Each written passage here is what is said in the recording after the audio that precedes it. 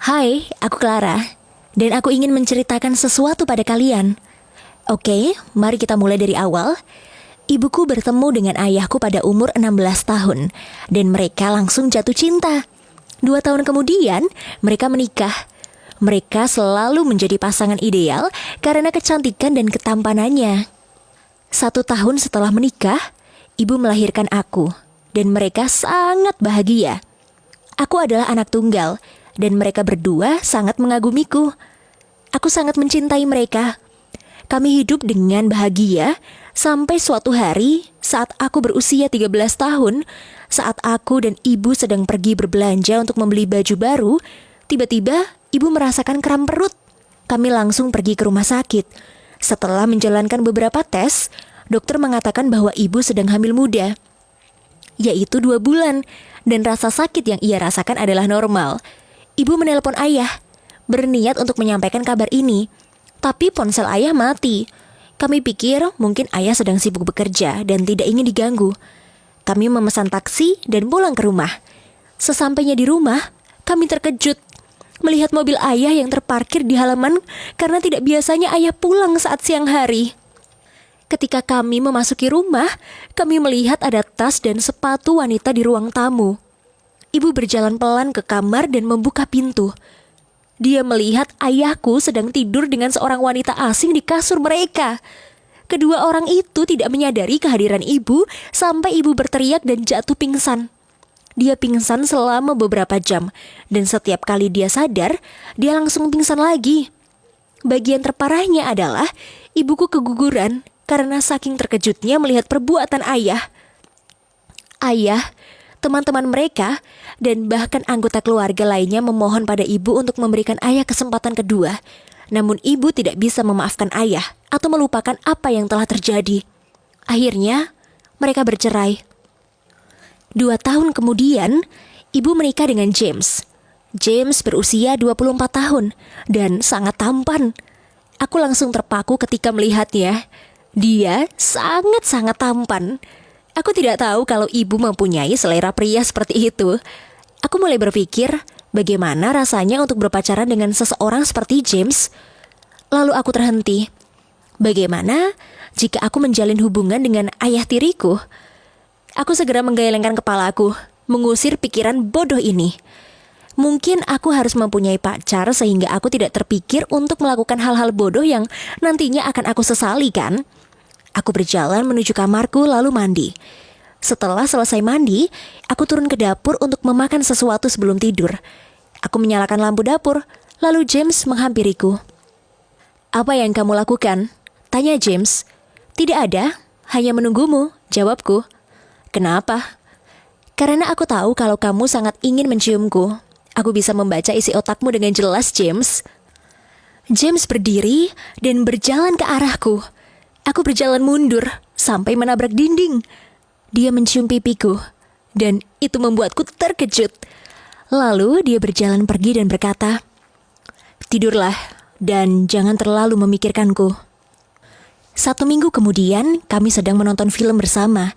Lalu kami melakukan hubungan intim sehingga aku tidak bisa untuk tidak memikirkannya. Nampaknya James juga memiliki masalah yang sama, dan kupikir dia telah jatuh cinta padaku. Aku mencintainya, tapi aku sadar kalau ini akan menjadi masalah besar jika ibuku mengetahuinya. Keesokan harinya, ibuku sedang pergi dan kami sedang duduk berdua. James perlahan mendekatiku. Aku tahu bahwa aku memang sudah terpikat, dan aku merasa khawatir sampai tiba-tiba James menciumku. Kami berciuman selama 2-3 detik. Kami saling menatap, dan James membawaku ke kamar. Ya, kami berhubungan seksual. James tidak menggunakan kondom karena katanya dia merasa tidak nyaman. Tidak lama, aku merintih. "Bagaimana jika ibu mengetahuinya?" rintihku. "Jangan mengkhawatirkan tentang itu," ucap James. "Bulan depannya, aku telat haid selama 10 hari. Aku mencoba menggunakan test pack dan hasilnya positif. Aku ketakutan melihat hasil itu. Aku memberitahu James dan dia berkata agar aku tidak memberitahu ibuku. Bagaimana dengan bayinya? Harus diaborsi. Aku mulai membayangkan bagaimana aku bisa melahirkan seorang anak dengan seorang yang aku panggil ayah. Seorang pria yang tidur dengan ibuku. Bagaimana mungkin aku menghancurkan perasaan ibuku? Jadi, aku menyetujui usulan James. Aku tidak akan melupakan hari saat aku melaksanakan aborsi. Hari itu matahari tidak bersinar sama sekali. Langit justru mendung dan hujan. Aku sudah menggunakan gaun operasi, menunggu di sebuah ruangan. Aku melihat seorang gadis dari toko langgananku. Aku berniat untuk menyapanya. Lalu aku sadar bahwa aneh rasanya menyapa seseorang di tempat aborsi. Bagaimana kabarmu?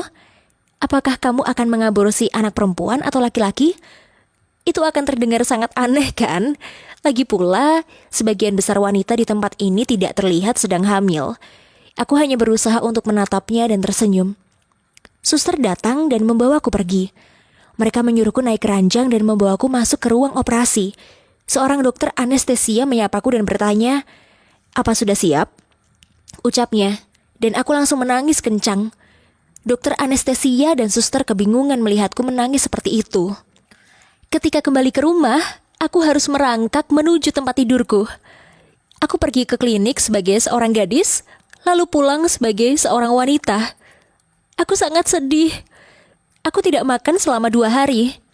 Ibuku menyadari hal itu dan bertanya apakah aku memiliki masalah. Aku berbohong dan mengatakan bahwa aku sedang bertengkar dengan temanku. Ibuku memberikan beberapa nasihat dan menyuruhku untuk introspeksi diri. Dia berkata untuk segera menemui dan meminta maaf pada temanku, meskipun temanku yang salah. Aku menangis dan memeluk ibu. Aku sangat bodoh.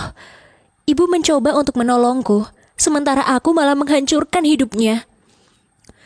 Ayah tiriku berusaha untuk berbicara padaku, tapi aku berusaha untuk menghindarinya. Aku pikir semuanya berjalan baik-baik saja, sampai suatu hari saat ibuku sedang bekerja dan ayah tiriku sedang di rumah, aku merasakan sakit kepala yang luar biasa dan pingsan. Aku terbangun di rumah sakit. Ayah tiriku duduk di sebelahku. Lalu dokter berkata, "Kamu tidak boleh terlalu kesal.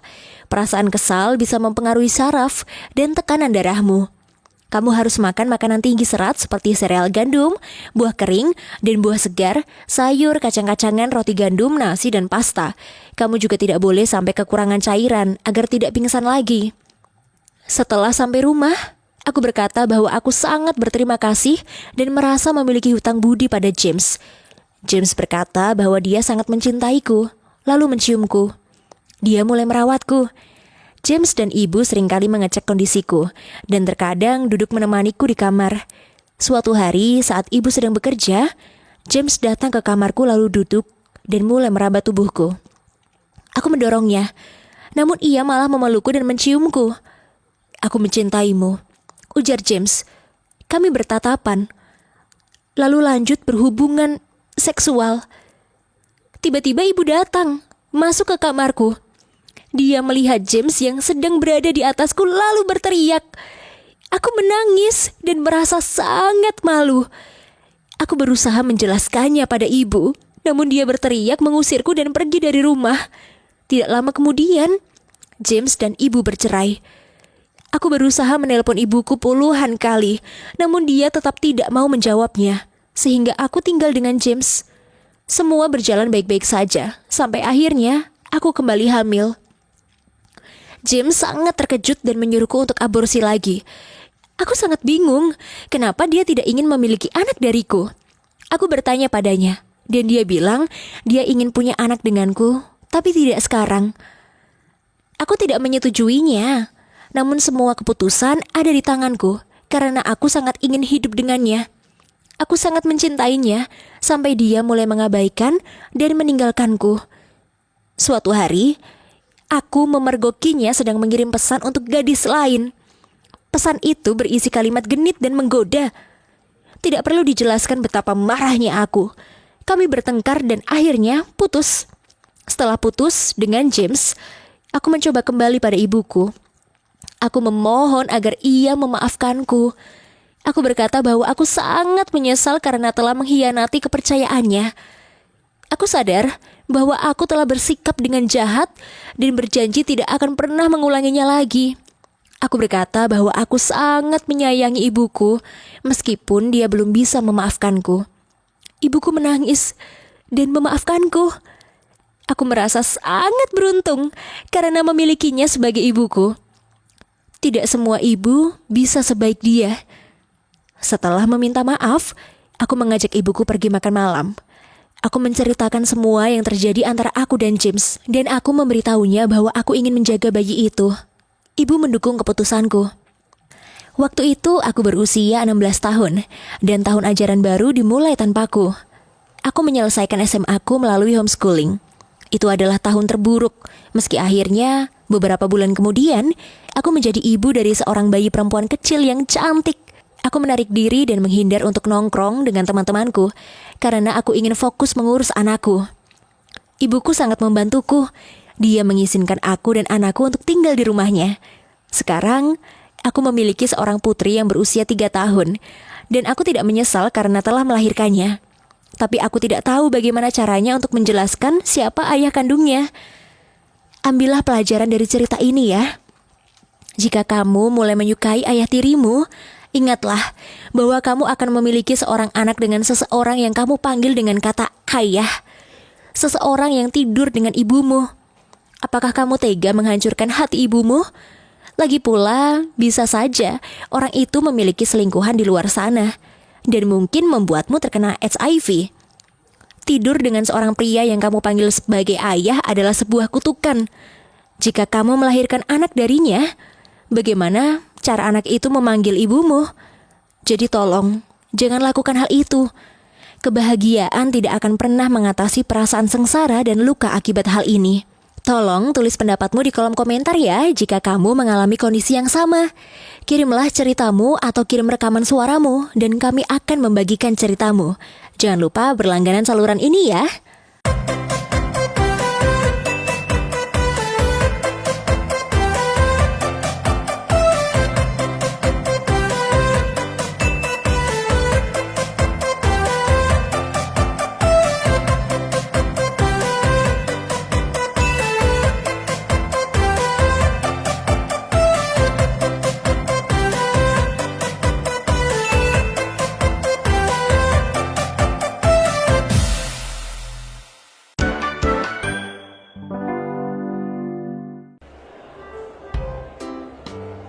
Mau jalan kemana kita hari ini, Beb?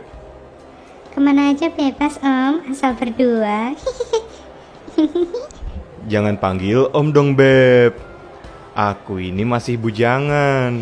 Ah, bisa aja nih beton nangka. Mak, kebelet Mak, itu kan bapak. Mana? Itu lagi jalan sama cewek semlohai, cemeweo ihir. Wah iya sialan, berani-beraninya si bandot main cewek di belakang gue. Mak, kebelet udah gak tahan nih. Iya sabar. Ntar gue urus dulu ini bapak lo. Mak, kebelet Mak, kebelet kapan nih ke toiletnya? Diam.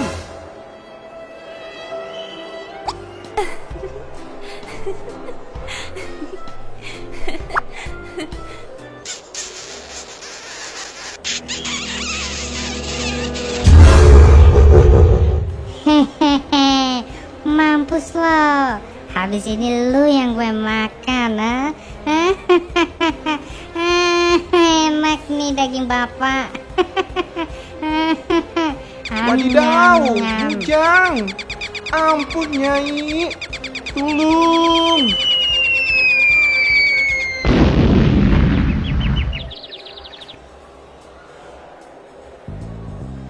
Mampus lo, makanya jangan macam-macam. Udah bau tanah juga masih aja kegatelan, dasar bandot. Nah sekarang udah selesai nih urusannya sama bapakmu. Gimana, kamu masih kebelet gak? Enggak kok, udah selesai nya barusan. Nah, jadi gitu ceritanya, Bray. Bagus nggak? Ah. Jir, serem juga cerita lu Jo. Bisa lah ini dibikin animasi YouTube biar cepet kaya. Hahaha.